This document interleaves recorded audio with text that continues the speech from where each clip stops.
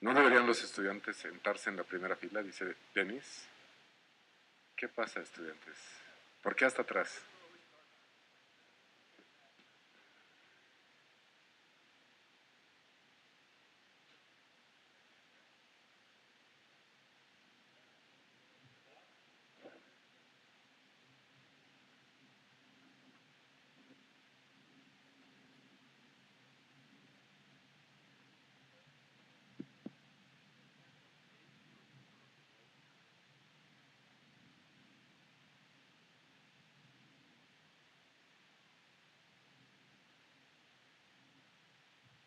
So Sam is coming. We see him approaching. He enters the room.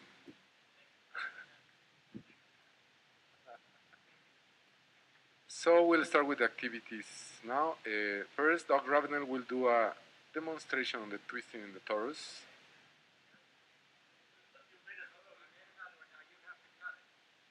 You have to cut it along. You have two hands. You have to cut it along the, stand up and cut it along the red line.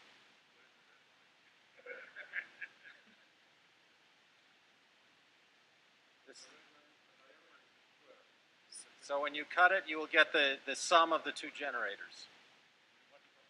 Yeah, one. Yeah, cut along the red line.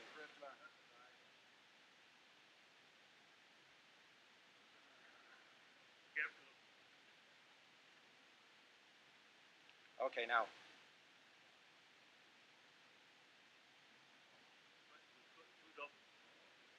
You tell us. What is that?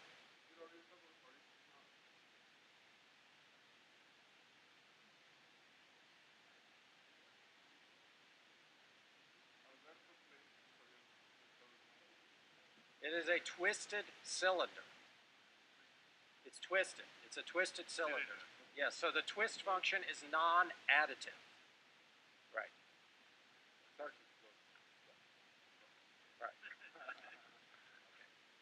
Fantastic demonstration by Doc Ravenel. The twist function is non-additive. Okay, that was a brief. These were used to kill someone at some point. And now we'll have the second Adam lecture by Soren Galatius from Stanford University, and this is entitled, if I remember properly, the scanning methods. That's right? Yeah. Second Adam lecture. Thank you. Thank you. 6:15. 6:15. Okay.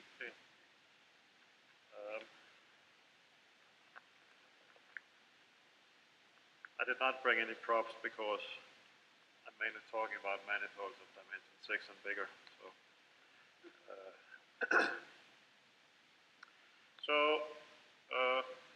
This is kind of a continuation of the first talk. What we're trying to do is calculate the homology of various moduli spaces.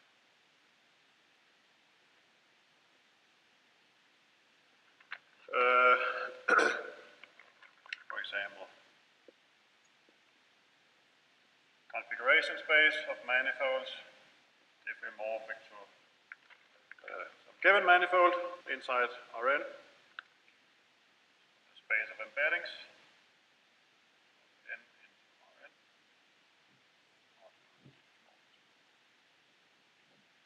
Last time I especially talked about the case where n was zero-dimensional, where this was classical configuration space. But the method I'll talk about today sort of works in quite a lot of generality, also in some sense for things that are not manifolds.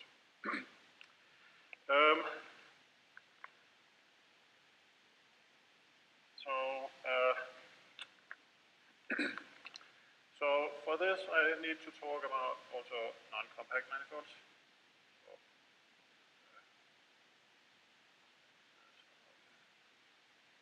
Non-compact.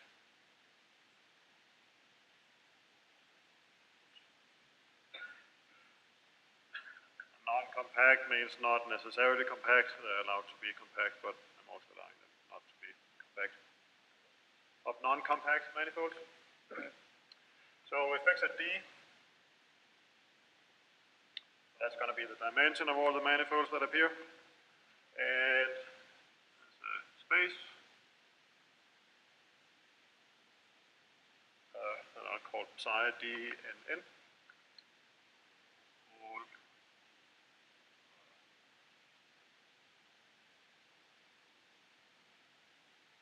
D-dimensional smooth submanifolds of Rn.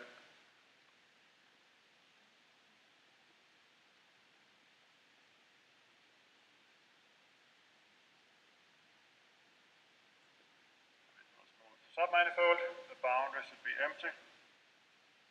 And very importantly, it should be closed as a subspace.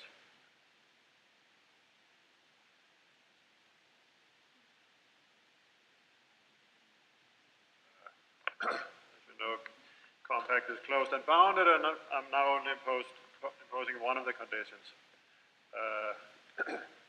So it's allowed to go to infinity.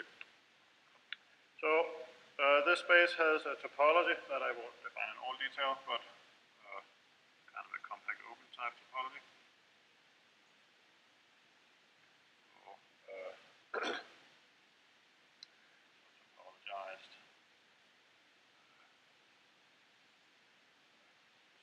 So we allow parts of the manifold to be pushed to infinity and go away.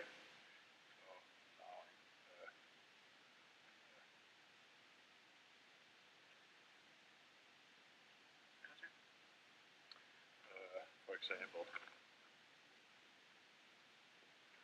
we take 1 over T times R. That's going to be the element psi 1, 2, 2. It's a 1 manifold in R2. And as T goes to infinity, this will converge to the empty set.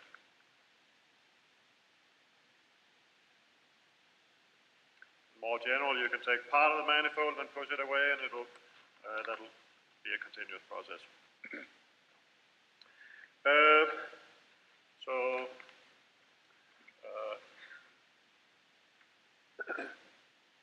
feel lost. You feel lost. If it goes back in any direction, it goes away. You ask me a question, something like that. Thank you. So let me.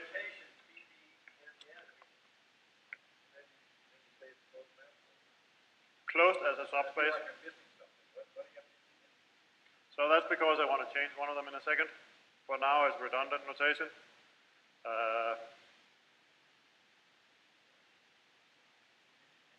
So the n is the dimension, and I'm writing it twice because I want to also define something called nk at some point.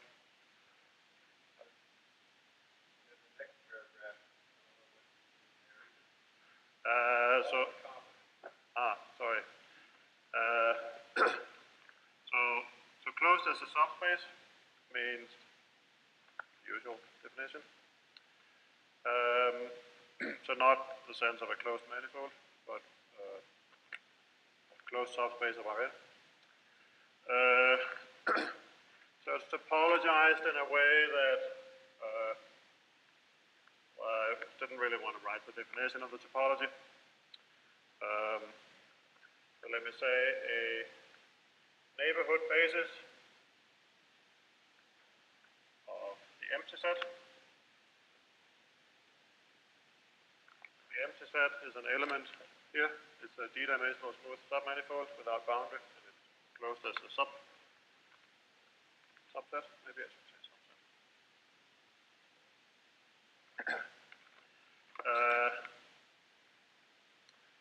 What does it mean to be close to the empty set? It means that you're disjoint from a big compact set. So,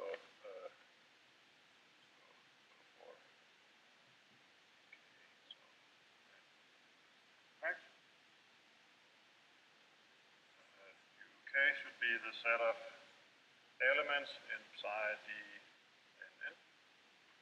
So set of intersect k is empty.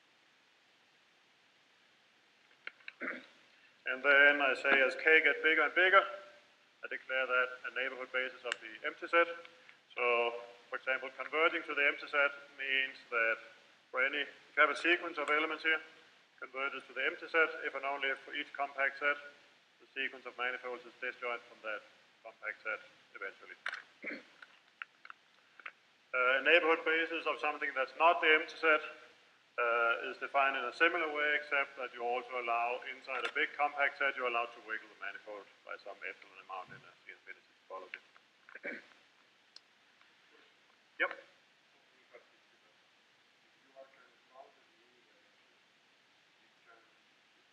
Yes.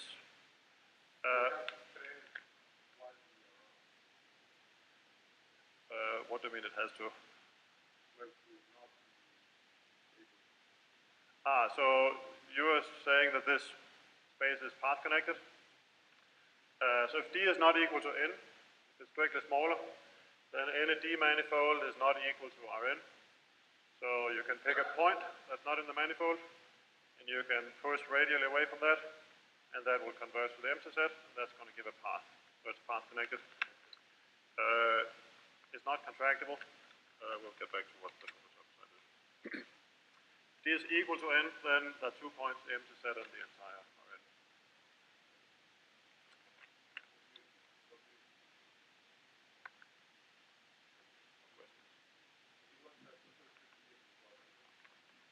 Superscript. Oh, here?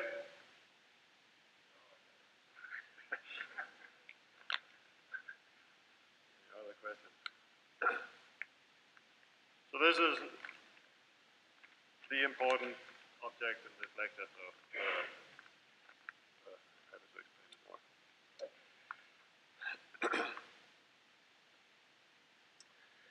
Okay, maybe let me write what I said.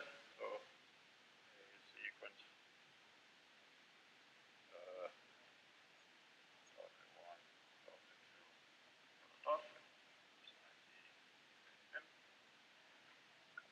empty set, if and only if all k in Rn compact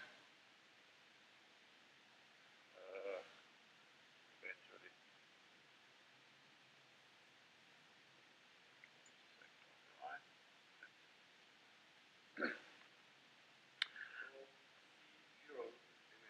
Yep. Is the set of discrete subsets of Rn. They could be infinite, but they have to be discrete. So if you have infinitely many, they have to get further and further away from the origin.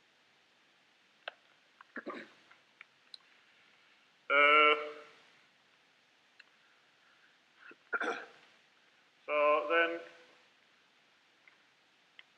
as I said, I want to define something where these two indices are not equal. But I wanted to make this definition first. Okay. Should be the subspace that are bounded in the first n minus k directions. The element of psi d in n, for which W happens to be contained in minus 1, 1, n minus k times k.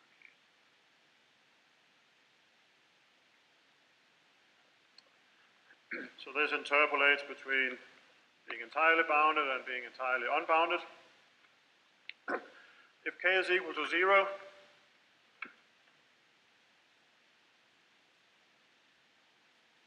well, then it's bounded in all directions, but it's also, the manifolds are required to be closed as subsets, so therefore they are compact, and therefore it's essentially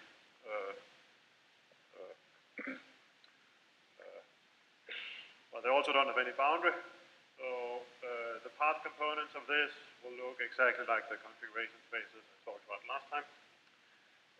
And in fact, if you say this a little more precisely, there'll be a homeomorphism to the disjoint union over n.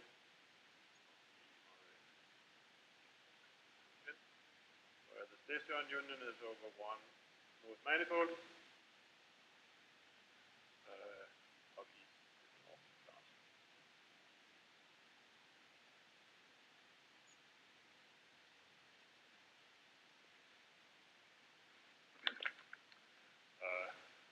Instead of writing Rn here, I might as well write minus 1, 1 to the end. And then you can sort of see what the bijection is. And I claim that it's also homomorphism.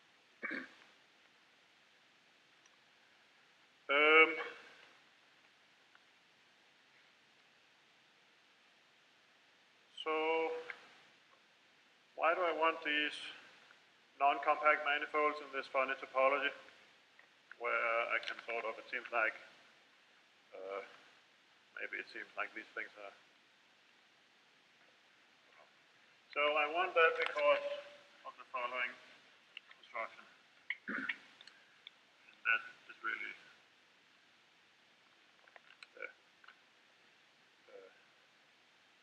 the essence of what I consider scanning.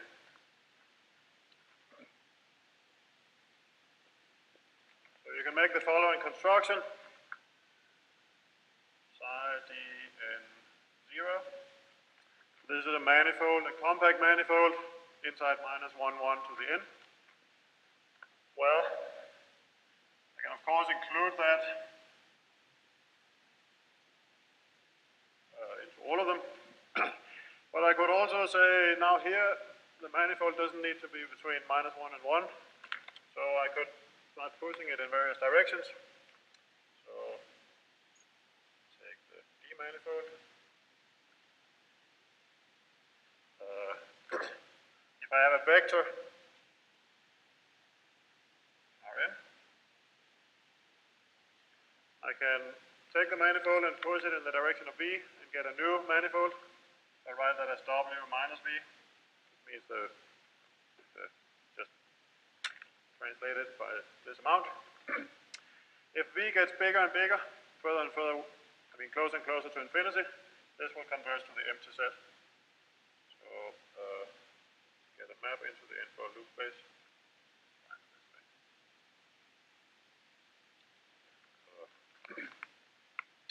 And this property of the topology makes this a continuous map. So take a bounded manifold and push it in all possible directions. That gives a map like this, and this is what I'll call the scanning map. I'll explain why I call it that.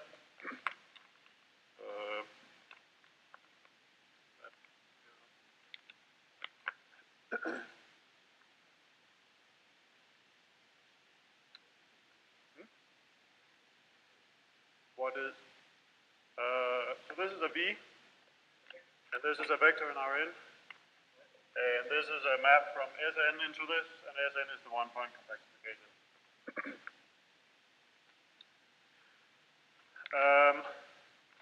Inside this space, this was homeomorphic to the disjoint union of all the configuration spaces, so inside that I have the Rn, n, for each compact, for each closed D manifold n.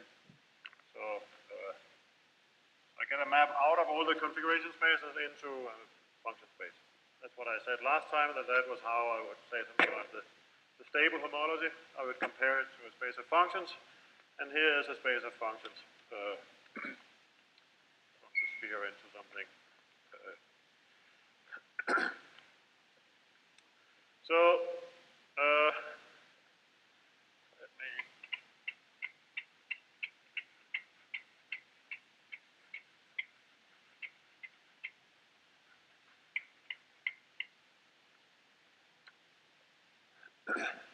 maybe this looks like a step in the wrong direction.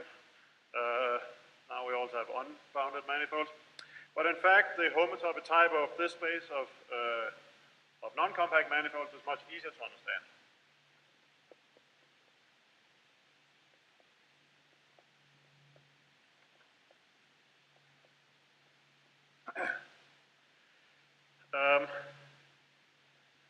Because so it's a Tom space up to homotopy. Check the Grassmannian, d-dimensional real subspaces of Rn.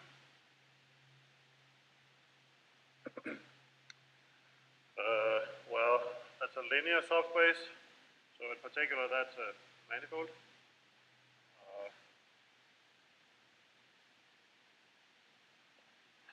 so this is a subspace of that. But I could also consider all affine subspaces, they're also manifolds. So if I have a V, Riemannian,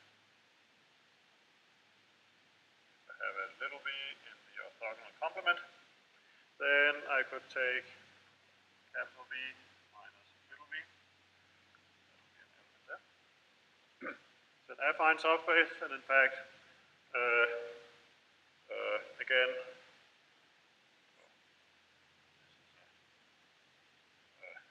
these V's form a vector bundle over the Grassmannian, the orthogonal complement to the canonical bundle.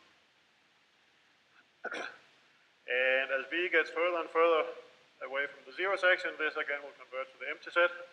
So it gives a continuous map from the Tom space to that.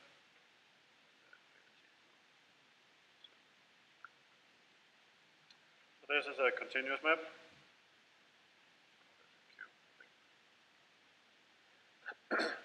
And you can think of it just as the inclusion of some d-dimensional manifolds happen to be affine subspaces of equivalence.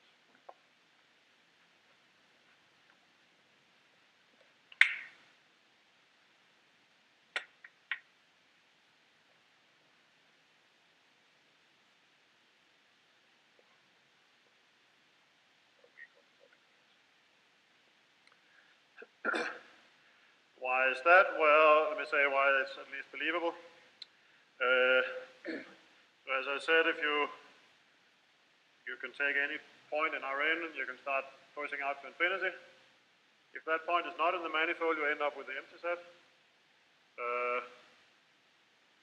you're very close to the manifold, you take some little neighborhood of your point and start scaling that to all of Rn, and that looks like an affine space. So you can maybe imagine making that into a proof.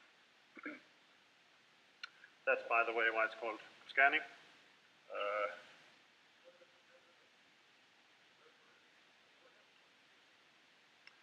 C is equal to 1.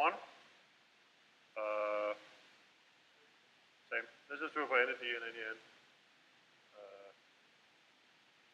So if d is 0, you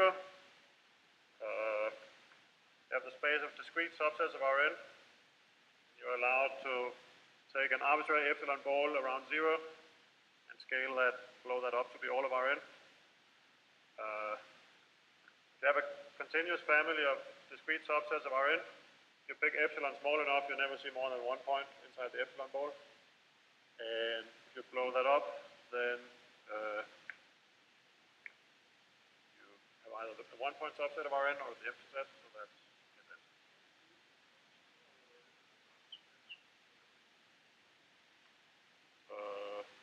Yes, I mean this will be psi 1 of 3, 0, the space of all knots. These are allowed to go to infinity, so not a lot of knotting going on.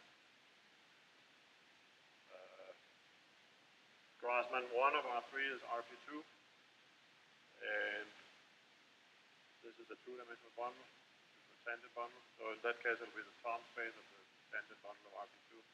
But there's nothing special about any particular numbers. So this map loses a lot of information.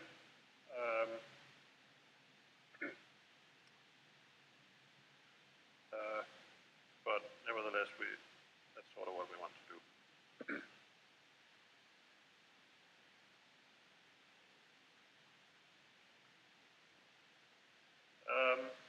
Right, so here's a picture of a one manifold in R2. And if this is the origin in R2, we pick some little ball, and we stress that ball out to be all of R2, and then this segment of the one manifold is going to look like an affine subspace. And that can be made into a proof. So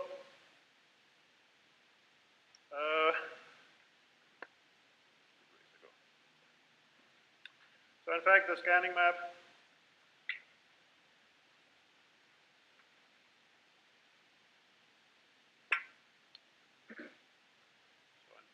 up to homotopy, we can rewrite this as a map from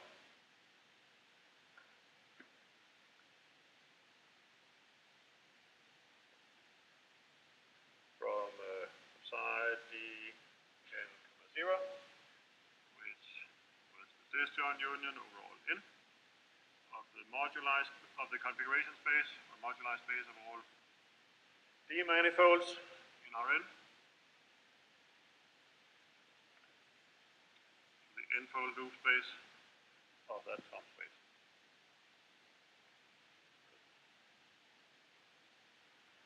So that's a continuous map like that. Thank you.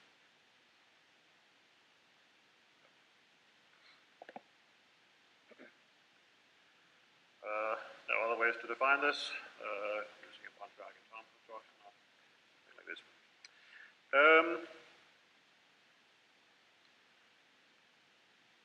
So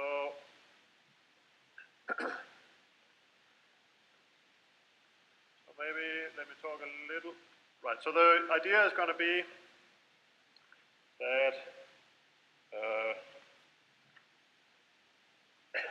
that this right-hand side is going to capture a lot of the homology of the left-hand side. It's not going to be an isomorphism, but in good cases, it'll be. Well, let me give some examples of things that are true.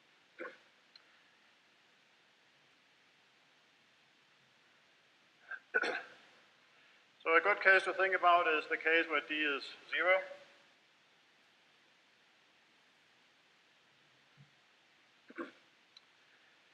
So then if you restrict to a component, you have the configuration space of k points in Rn.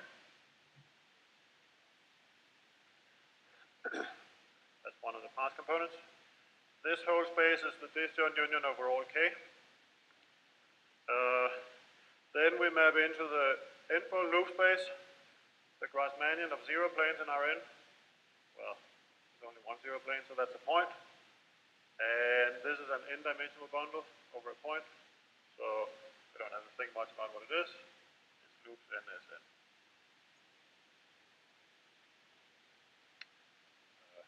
And that's what I think I briefly mentioned last time, that the homology of this space in a range is the same as the homology of this space in a range. But now it fits into a sort of bigger picture.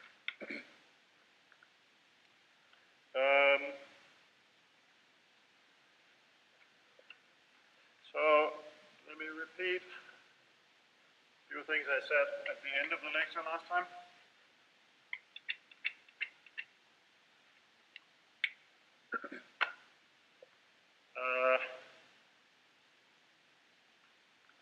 Right, so psi 0 n, 0, disjoint union B R n, k. And we now have mapped to loops n Sn.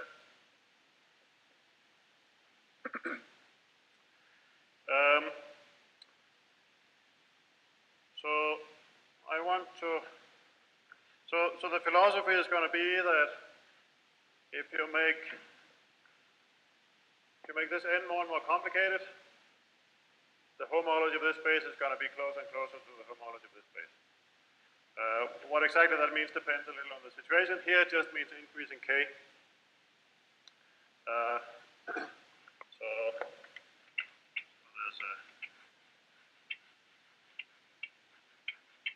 there's a commutative, homotopy commutative diagram.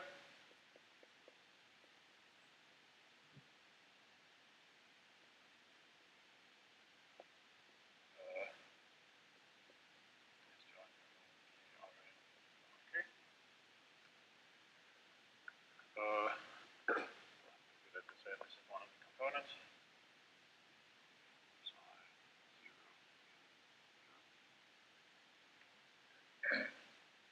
I can increase k, so this is a k-point subset of minus 1, 1 to the n. So I could squeeze minus 1, 1 to minus 1, 0, and then I could put an extra point from 0 to 1. So that's sort of a map that takes disjoint union with a point. And I can do that for all k at once and get a self-map of this whole space.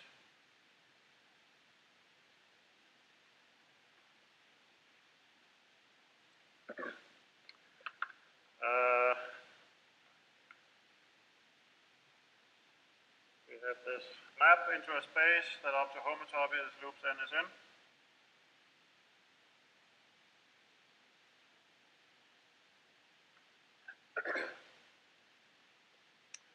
And there's something you can put here. It turns out if you take loop sum, v1 map.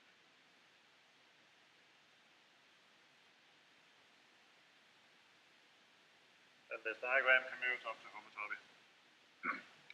So if you take homology, it actually strictly commutes. And the bottom map is a homotopy equivalence. So you can take the direct limit over putting more and more points.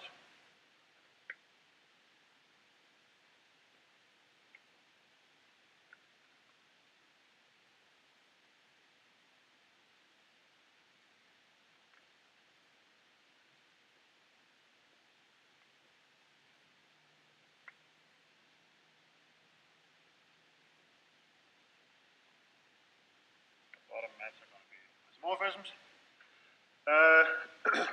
And the theorem in this case, which again I think is due to Fred Cohn, is that if you take the limit of this, well, there's a map to the limit of the bottom row. These are all isomorphisms, so really you get a map from the limit of the configuration spaces of finite subset of Rn into the homology of loops n Sn, and the theorem is that that's an isomorphism.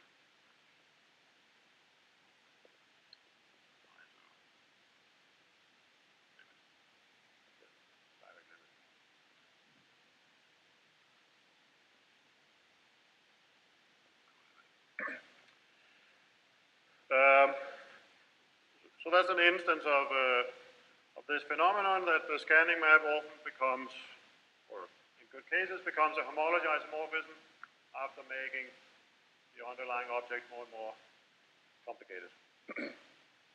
Complicated here means adding more and more points. So, so that was the zero-dimensional case.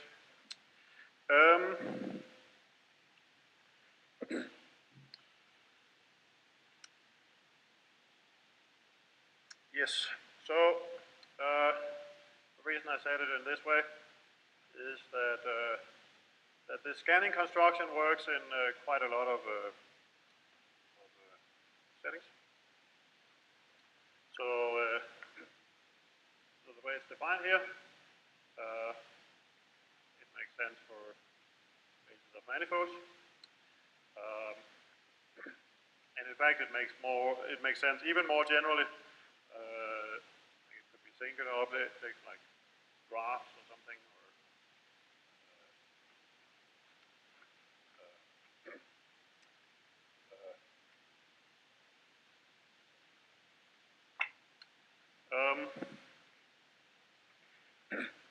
so let me talk a bit about the higher dimensional case.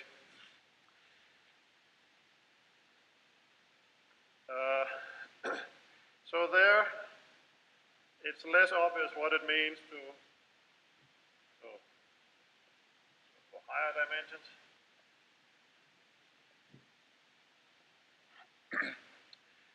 You can also prove a theorem in that direction that the some kind of limiting homology of psi d in 0 is isomorphic to the homology of the space of functions, the info loop space psi d in n. And remember, as I said, this is the farm space over the Grant-Mannion.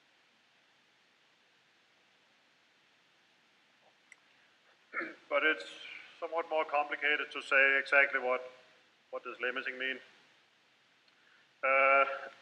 One thing you could do would be to take, again, disjoint union with a manifold.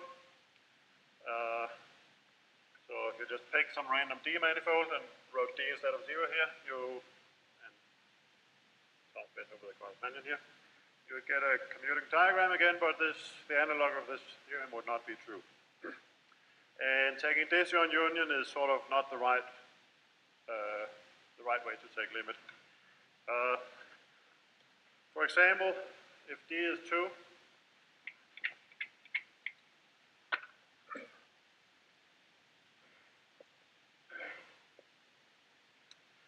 so psi to n, 0 is the decision union of all two manifolds of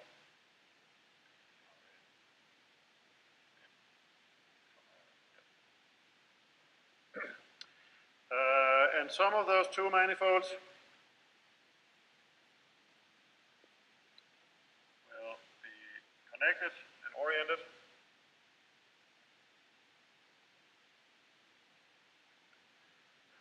And we want to take some kind of stabilization that increases genus. So the right stabilization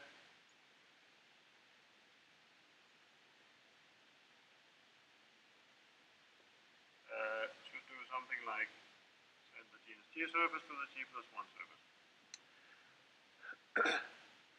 Well, unfortunately, there's no way to make that into a continuous operation because, well, this is, I guess, sigma G connects some as 1 causes 1. But if you just have a surface inside Rn, you sort of have to pick a place where you do this connected sum. So the right thing to do is to consider manifolds with boundary.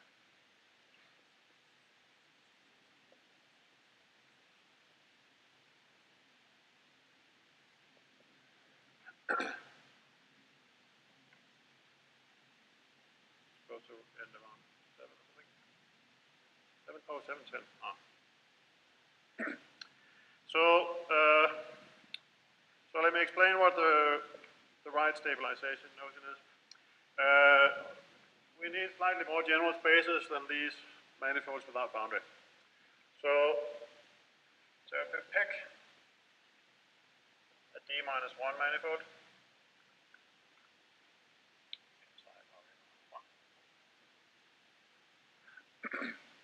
manifolds having that thing as a boundary. So let me call that N of P. N stands for null bordism, so it's the moduli space of all null bordisms of P. So D-dimensional submanifolds of minus infinity, 0.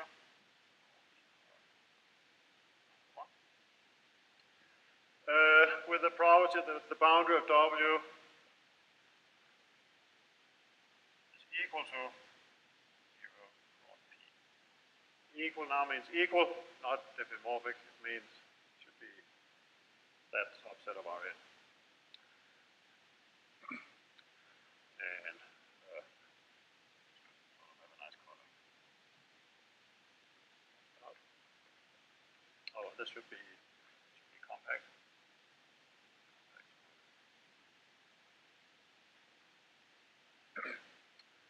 The special case where P is empty.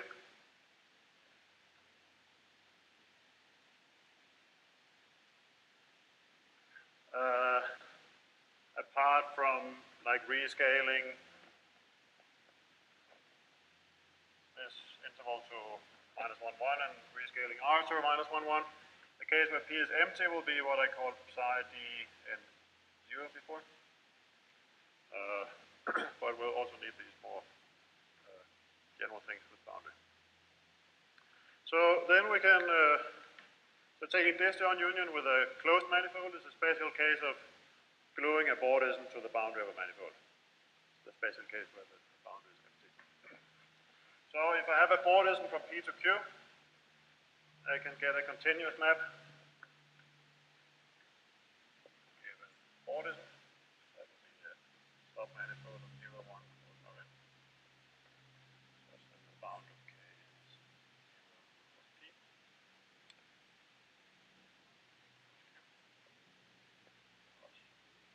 Nice colors around the boundary.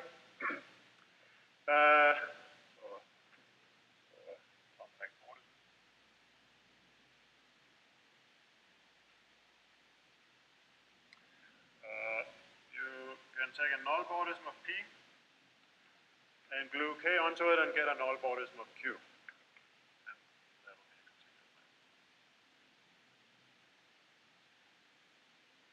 So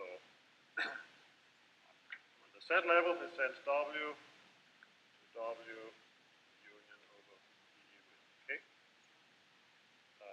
That'll be a subset of minus infinity comma 1 cross Rn minus 1, and then I subtract 1 from the first coordinate.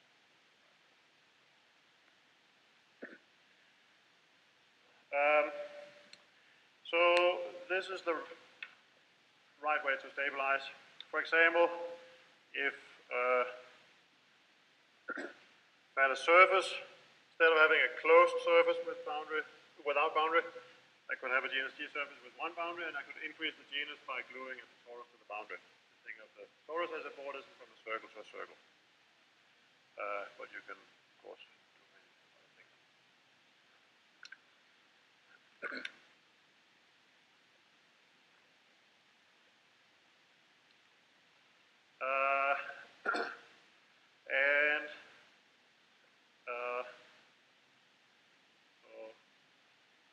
So a slightly better approximation to this theorem will be that if you, instead of psi d n comma 0, write something like this, and take some kind of direct limit over gluing a lot of different bordisms, then the limiting homology will be something like this. But that's still not quite true.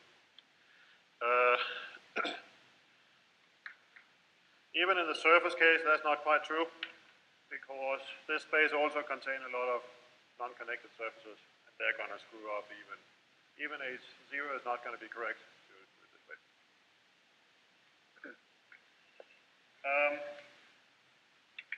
So we also need some connectivity. So that's one further addition to the what I'm aiming at now is stating a precise and true version of this, sort of this idea that the limiting homology should be that homology of that function space. So there's also a connectivity.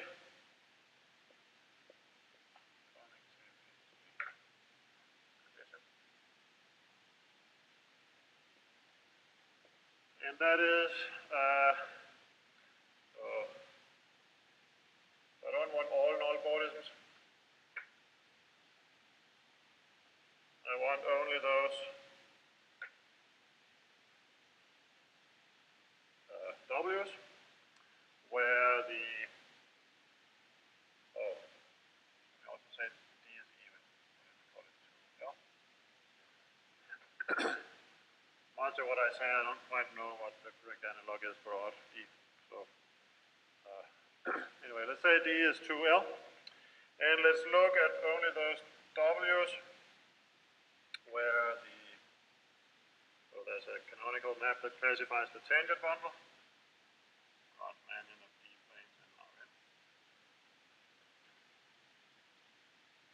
And let's impose the condition that this map is L connected.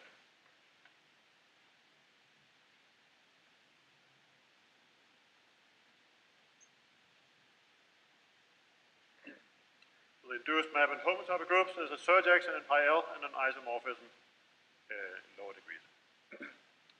So,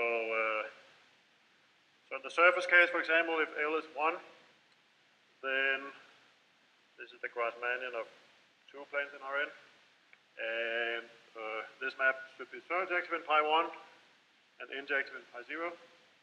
So that says the surface should be injective in pi 0 says it should be connected. Surjective in pi 1 says it should be non-orientable.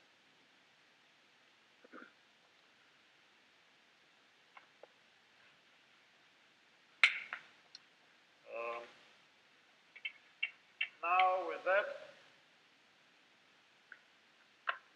extra condition, I can't quite glue any bordism. So I get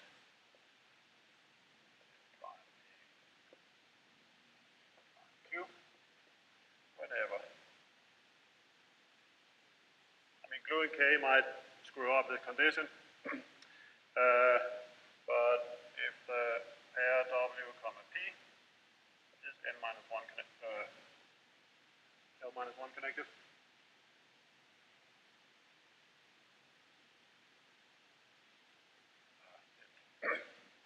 Gluing on K, whoops, not W. Okay. Gluing on K is only going to attach up to homotopy, attach N cells and higher, so it's not L cells, and that's not going to screw up this condition. So that's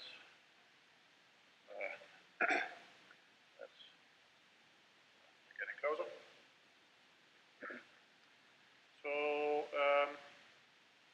So now it's actually true that if we take the homology, this space of null coordinates,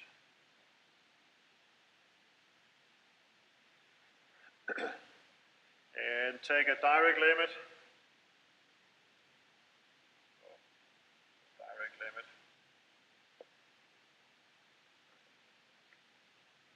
Of these homology groups.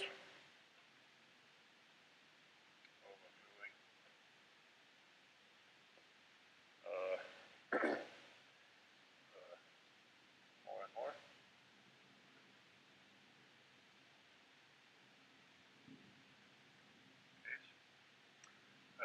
Is isomorphic to the homology. Well, let's see. Let me also take n to infinity. Somewhere I can do that on both sides independently. So the direct limit of the homology.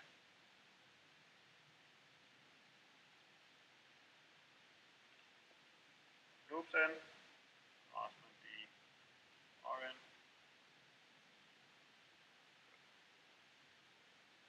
So this is something that you can calculate, like rationally at least. And this is a 0. Joined with Oscar Brendan Williams. That calculates the stable homology of moduli spaces of even-dimensional manifolds for this particular kind of moduli space. So what do I actually mean by more and more case? Well, I actually mean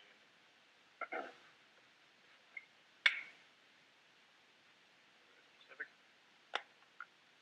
Well, there are various things you can say, but it suffices to consider the analog of a torus.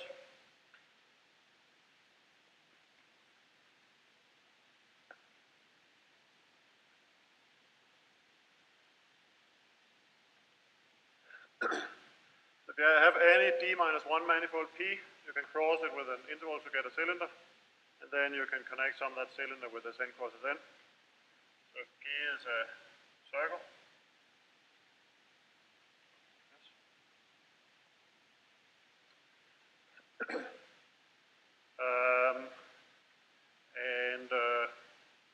and this is gluing this now is precisely increases the genus by 1. So this means take direct limit.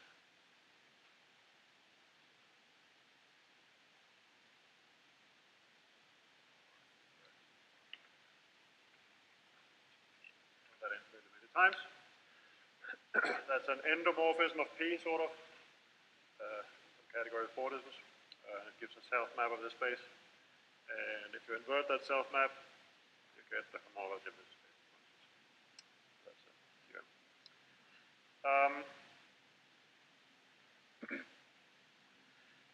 So that's another instance of the general philosophy that you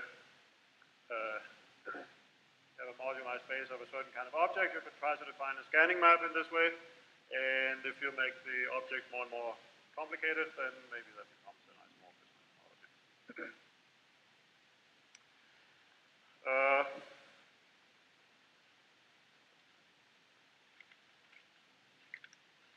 The surface case of this is due to Madsen and Weiss, I guess. oriented surfaces. Not quite what I said here. The unoriented cases do so naturally bound.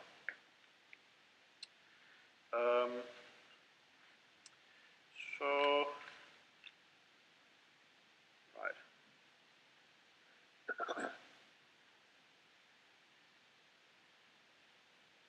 Have 5 more minutes. So this kind of only tells you something about manifolds for this map, even dimensional manifolds where this map happens to be half as connected as the dimension. That's only because I didn't want to make the statement even more complicated. But in fact, let me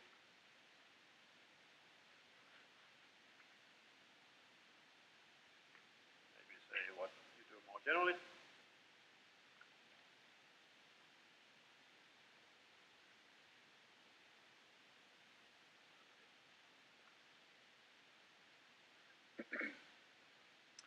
If you have some manifold without that property,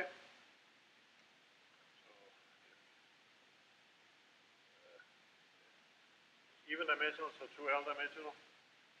And if there's a tangent bundle map, where I really want n to go to infinity, so sigma 2L infinity. That's another name of VO 2L. If this is not L connected, there's a way of factoring it in a universal way into an L connected map and something that's the opposite of L connected.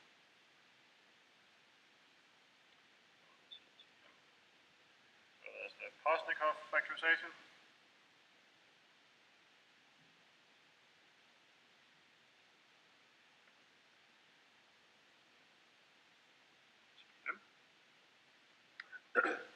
It has the property that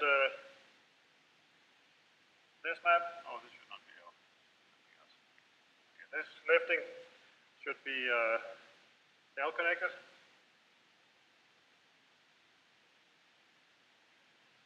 So it should be surjective in pi L and isomorphism below, and this should be injective in pi L and isomorphism above. That's called L connected. You can always do that. That's sort of general construction. You can build it just attaching cells to M. And it turns out the right thing to do, it seems, or at least what we're doing, the right thing to do is to fix X and consider pairs of a manifold together with a lifting of its tangent bundle, which is L connected.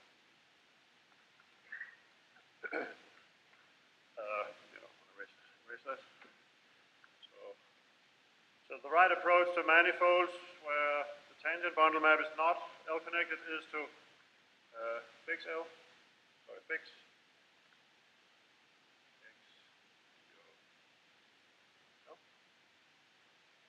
And instead of just considering moduli spaces of manifolds, consider moduli spaces of a pairs of a manifold together with an L connected lift like this.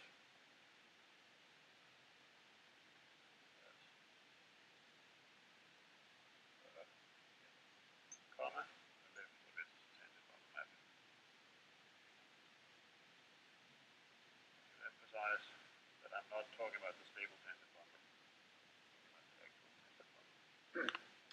So you can build moduli spaces out of that. So just include that as part of the data everywhere. And it makes sense with boundary as well. So then this n prime could be replaced with something n theta. The lifting map should be L connected instead of this map. And then we have a similar theorem where we have the structures included here, and instead of the Grassmannian here, you put the space X. So the upshot is that that in any even dimension, we can determine the limit of moduli spaces of even-dimensional manifolds equipped with such a lift in the limit where you glue on more and more copies of this kind of torus. The goal for I have 1 minute left. Let me just say what I'll talk about next time.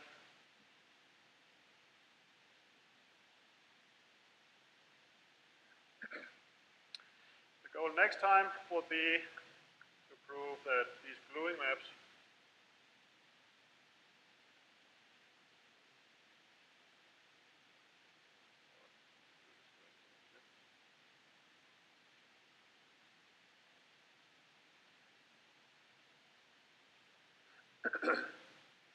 these gluing maps themselves induce isomorphisms in homology, but only in a range.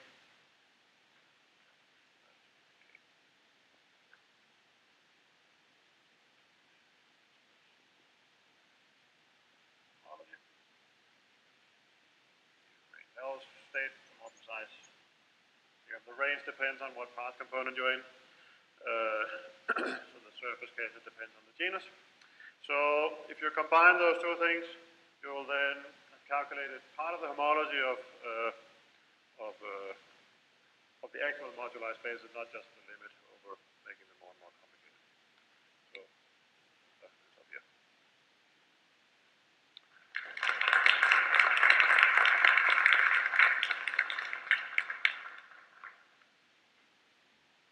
Do you have any questions?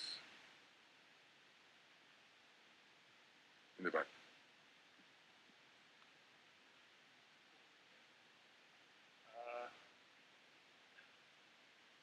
Well, depends on what manifold you consider interesting.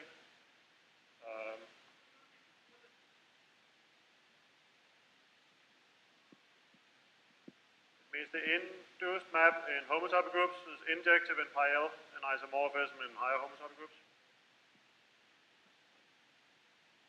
So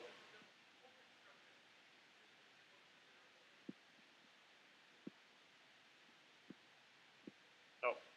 But for example, B spin 6 to BO6 would work.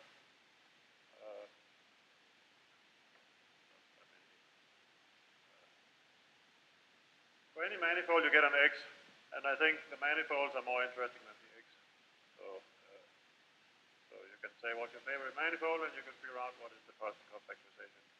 So if M is, for example, a connected sum of many copies of S3 cross S3, so you have trying to find something that sits over BO6, so that you have a 3 connected map, and this is 3 co-connected.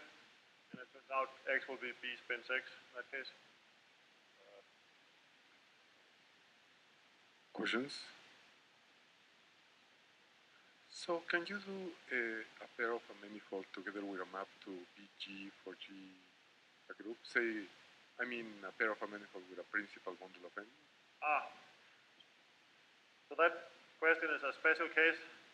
The question, what happens if you don't impose this condition of L co-connected? Like then you could just cross X with BG and impose the projection. I mean, we haven't done that, but sounds feasible. Of course. Any other questions? Well, let's thank the speaker again.